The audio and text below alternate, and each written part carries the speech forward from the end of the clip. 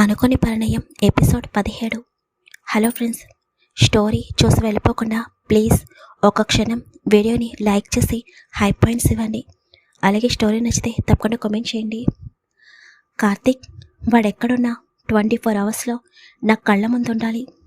Number 1 పొజిషన్లో ఉన్న కంపెనీని 6th పొజిషన్కి తీసుకొచ్చి పెట్టాడు అని అభి కోపంగా అంటుంటే, అలాగే అభి అని అంటాడు కార్తిక్. పద్మావతి గారికి అభిని చూస్తుంటే భయంగా అనిపిస్తుంది. ఆమె కంగారుగా అక్కడి నుండి తన రూమ్లోకి వెళ్ళిపోతుంది. అసలు వీడు ఎక్కడున్నాడు? ఎన్నిసార్లు కాల్ చేయాలి? ఫోను స్విచ్ ఆఫ్ చేసి పెట్టుకున్నాడు. ఇక్కడ ఈ అభిని చూస్తుంటే వాడిని ఏం చేస్తాడో అని భయంగా ఉంది. అప్పటికి చెప్తూనే ఉన్నాను, కంపెనీ గురించి చూసుకుంటూ ఉండు అని. ఇప్పుడేకంగా కంపెనీని 6th పొజిషన్కి తీసుకొచ్చాడు అని అభి అంటున్నాడు.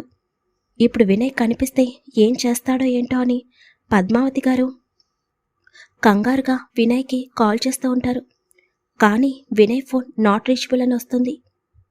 అభి సీరియస్గా ల్యాప్టాప్లో వర్క్ చేస్తూ ఉంటాడు. తన కంపెనీ గురించి చూస్తుంటే అభికి చాలా కోపంగా అనిపిస్తూ ఉంటుంది.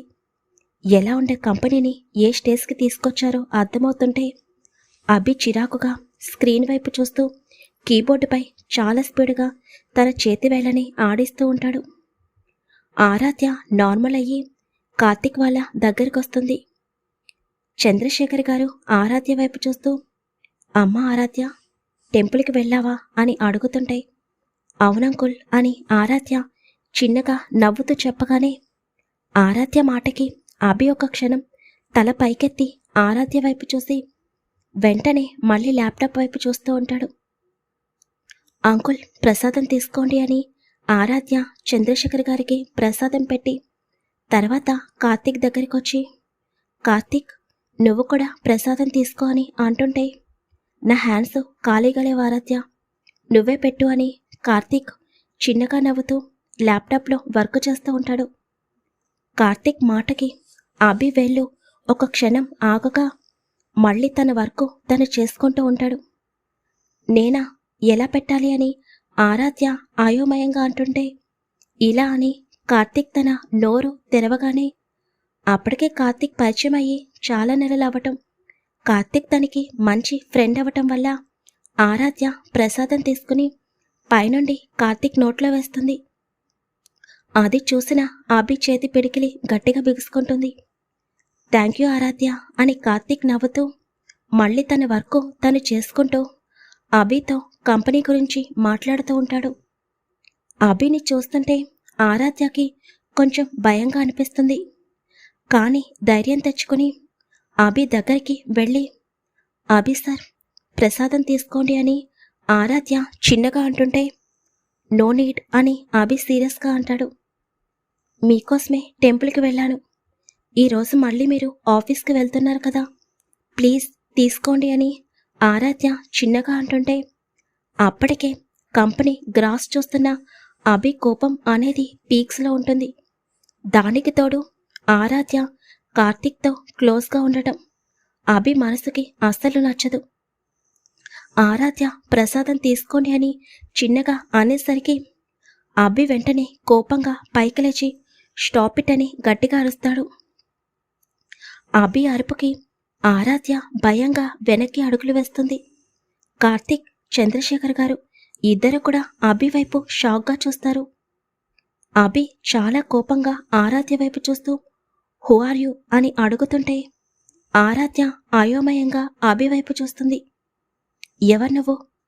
కొన్ని రోజుల నుండి చూస్తున్నాను, ప్రతి క్షణం నా వెనుక తిరుగుతూ నాకు టార్చర్ చూపిస్తున్నావు.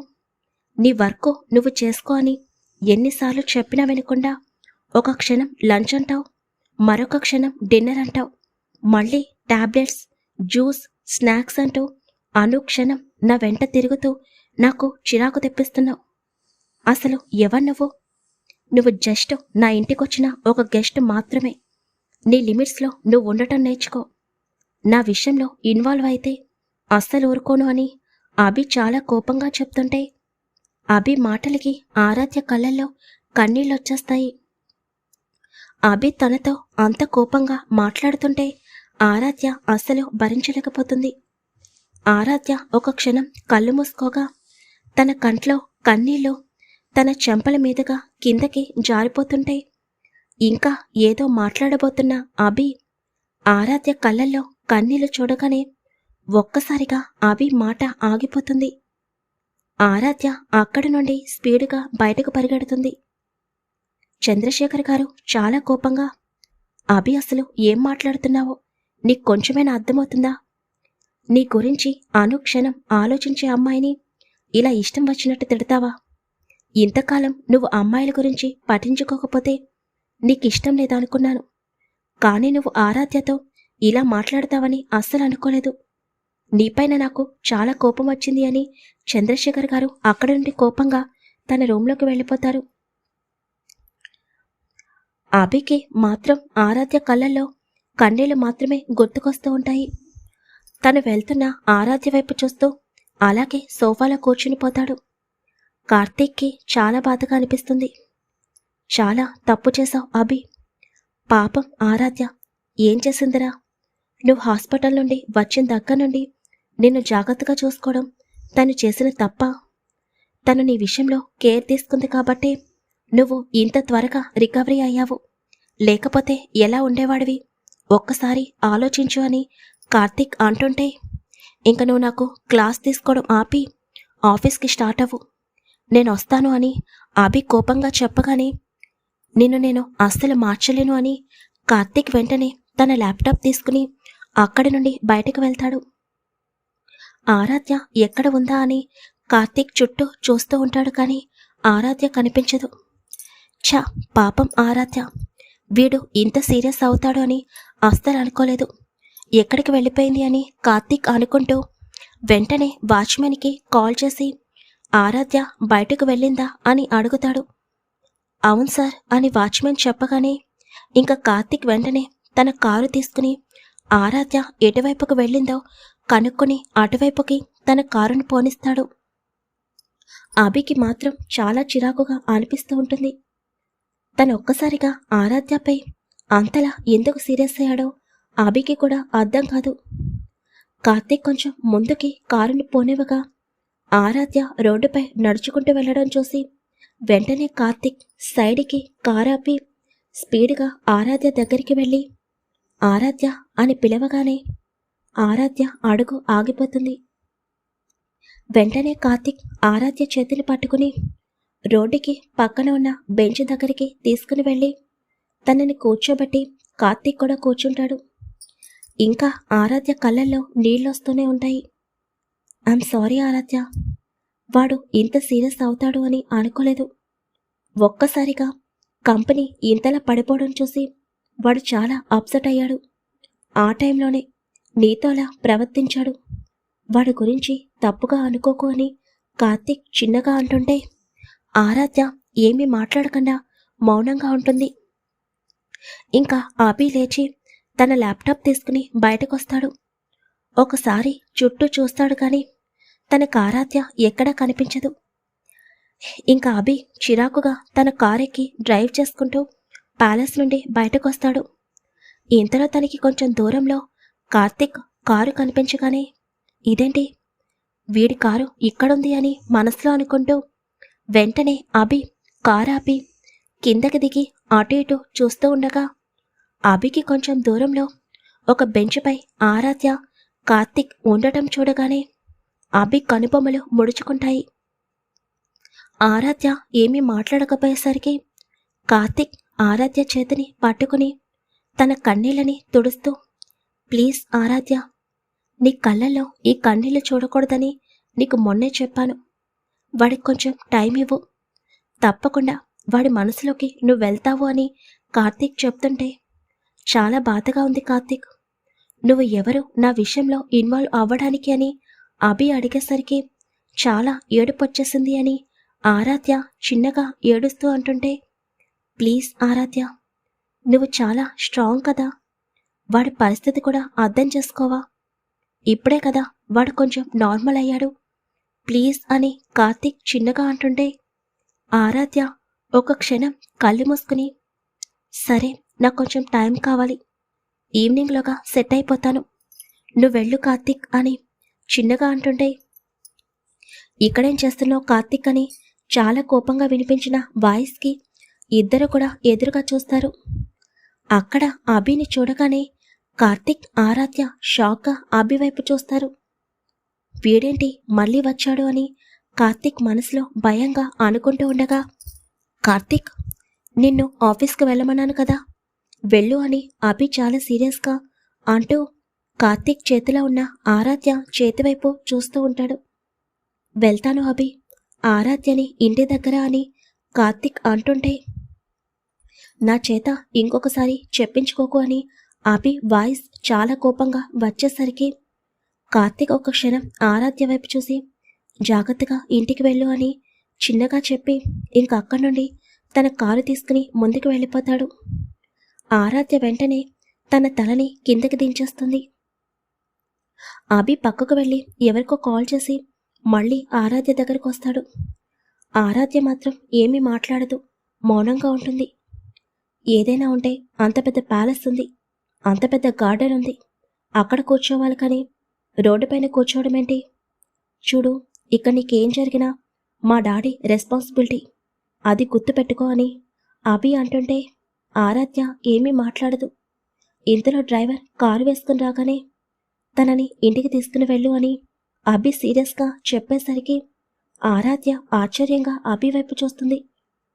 వెళ్తున్నావా లేదా అని అభి కొంచెం కోపంగా అనేసరికి ఆరాధ్య మౌనంగా కారు ఎక్కగానే డ్రైవర్ కారుని ప్యాలెస్ వైపుకు పోనిస్తాడు. అభి అక్కడి నుండి డైరెక్ట్గా తన ఆఫీస్కి వెళ్ళిపోతాడు. నాపై మాత్రం కోపం చూపిస్తున్నావు కానీ ఆ కోపంలో కూడా ప్రేమ ఉంది అభి, నీకెందుకు అర్థం కావడం లేదు? నన్ను అలాగే రోడ్డుపైన వదిలేయకుండా ఎందుకు జాగ్రత్తగా ఇంటికి పంపిస్తున్నావు అని ఆరాధ్య మనసులో అనుకుంటుంది. ఇంకా అభి కారు తన కంపెనీ ముందు ఆగుతుంది. అభి తన కళ్ళకి గాగుల్స్ పెట్టుకుని కంపెనీ లోపలికి ఎంటర్ అవ్వగానే అభిని చూడగానే కంపెనీ వాళ్ళందరూ ఒక్కసారిగా స్టన్ అయిపోతారు. అసలు ఎటువంటి ఇన్ఫర్మేషన్ లేకుండా అభి సడన్గా కంపెనీకి వచ్చేసరికి అందరిలో వణుకు మొదలవుతుంది. అభి సీరియస్గా మొత్తం చుట్టూ చూస్తూ డైరెక్ట్గా తన ఛాంబర్కి వెళ్ళిపోతాడు. కొన్ని క్షణాల్లోనే అభి ఆఫీస్కి వచ్చాడు అని కంపెనీ మొత్తం తెలిసిపోతుంది.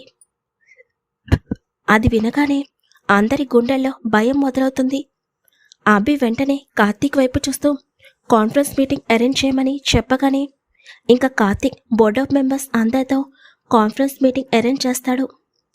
అభి కాన్ఫరెన్స్ హాల్లోకి ఎంటర్ అవుతుంటే అందరికీ చిరుచెమటలు పడతాయి.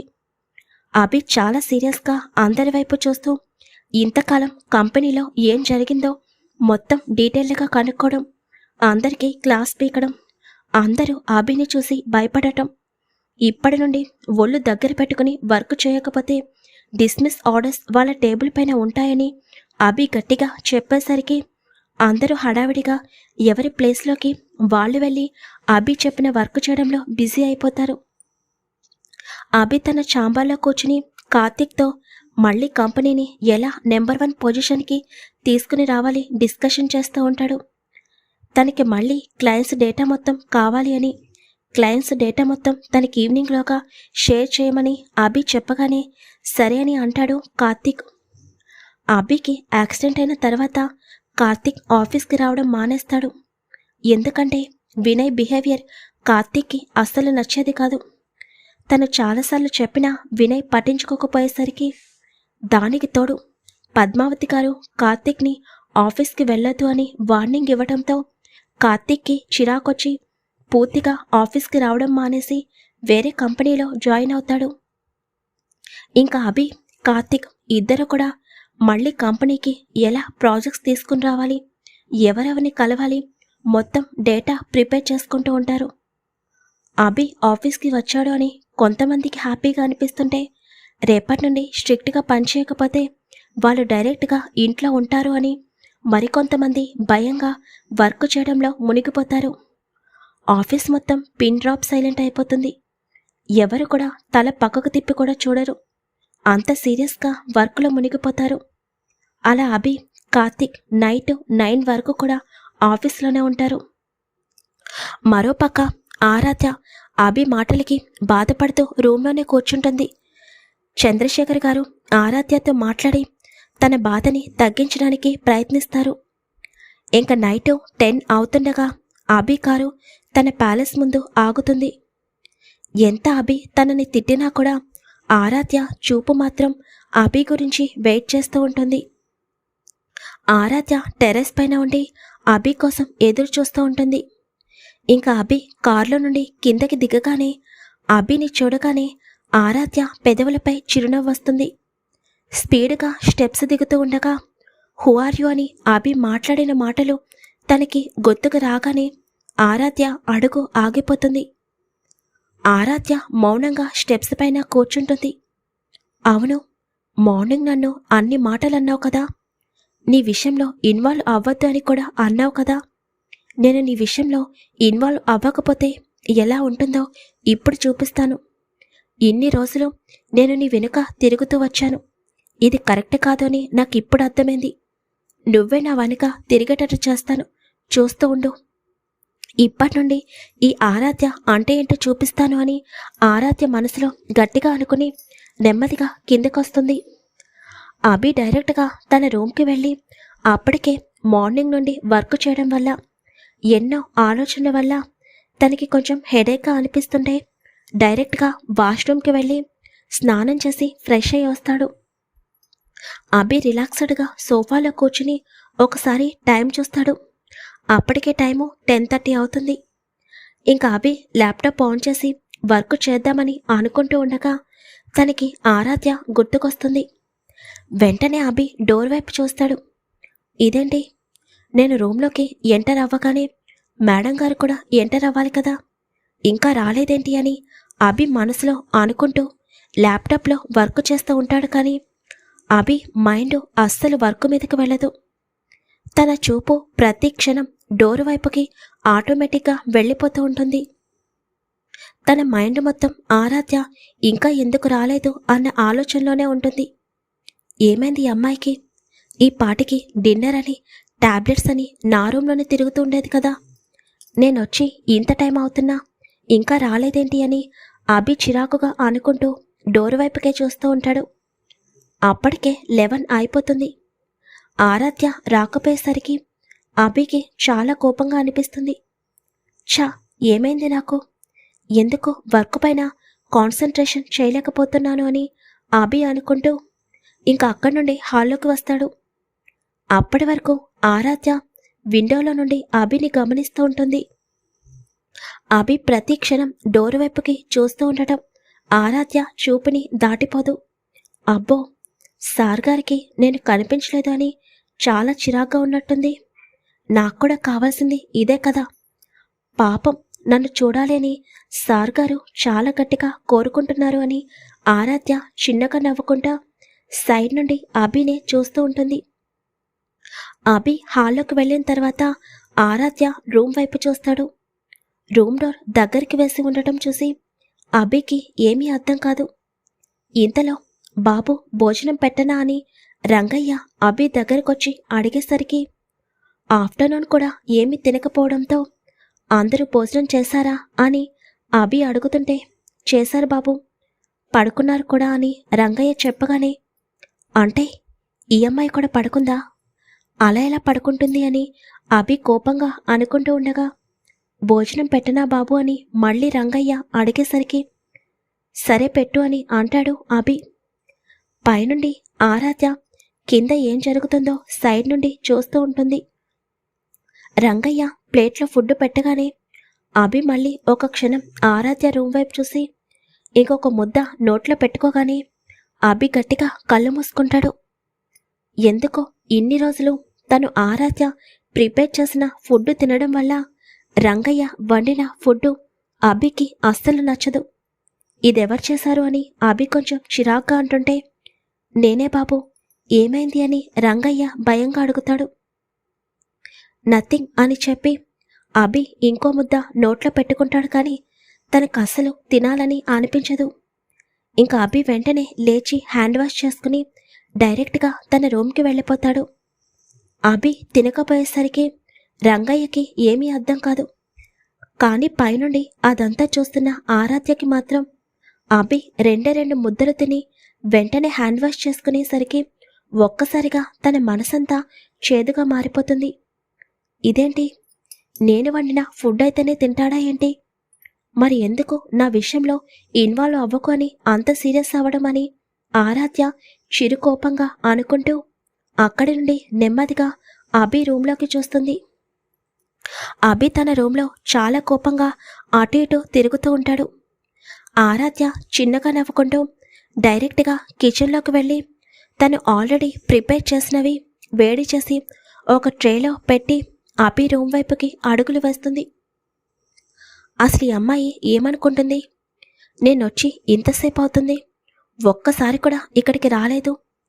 అరే, నేను తిన్నానా లేదా అని కొంచెం కూడా పట్టించుకోదా? పైగా నా కోసం ఫుడ్ కూడా ప్రిపేర్ చేయలేదు. ఎందుకిలా చేస్తుంది అని అభి చాలా కోపంగా అనుకుంటూ ఉండగా మార్నింగ్ తను ఆరాధ్యతో మాట్లాడిన మాటలు గుర్తుకొస్తాయి.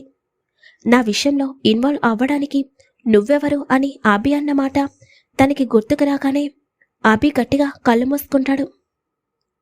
ఇంతలో పట్టీల సౌండ్ వినిపిస్తుంటే అభి ఆశ్చర్యంగా డోర్ వైపుకి చూసేసరికి ఆరాధ్య లోపలికొస్తూ ఉంటుంది. అప్పటి వరకు తన మెదడులో ఎన్నో ప్రశ్నలు మెదులుతూ ఉండటం, కానీ ఇప్పుడు ఆరాధ్యని చూడగానే అప్పటి వరకు కోపంగా ఉన్న అభి ఫేస్ అనేది క్షణకాలంలో మారిపోతుంది. ఆరాధ్యని చూసిన సెకండ్లోనే అభి పెదవులపై తనకే తెలియకుండా చిరునవ్వు వస్తుంది. ఎందుకో ఆరాధ్యని చూస్తుంటే తన మనసు ఇప్పుడు ప్రశాంతంగా అనిపిస్తుంటే అలాగే ఆరాధ్య వైపు చూస్తూ ఉంటాడు. ఆరాధ్య మాత్రం అసలు అభి వైపు చూడదు.